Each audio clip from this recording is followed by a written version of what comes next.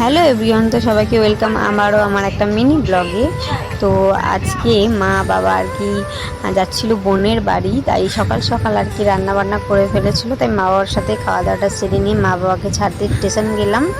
তো স্টেশনে গিয়ে আর কি মা বাবাকে ছাড়ার সময় এই যে আমার ভাই বোনপো, তো ওকে আর কি মা টাটা করছিল।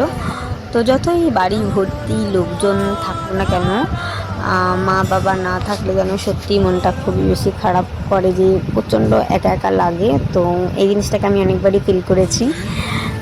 তো এই যে দুজন ট্রেনের দুই গেট দিয়ে উঁকি মারছে, মা দিক দিয়ে বাবা দিক দিয়ে, যে যা বাড়ি চলে যায়। আমি হেসে ফেলেছি যে দুজন দুদিক দিয়ে উঁকি মারছে।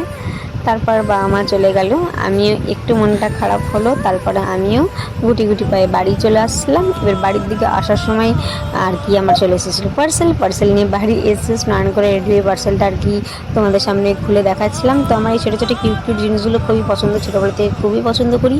তাই আর কি নিজের শখ নিজেই পূরণ করার বাবা ছাড়া আর কেউ নেই। তো এইসব জিনিস তার বাবাকে বারবার অর্ডার বলা যায় না, তো নিজেই করলাম। তারপর চলে গেলাম পার্লারে আমার চুলটার প্লাস্টার করতে মানে ন্যানো প্লাস্টার করতে। তো এই যে আমি রেডি, তো চলো টাটা, দেখাচ্ছে আবার।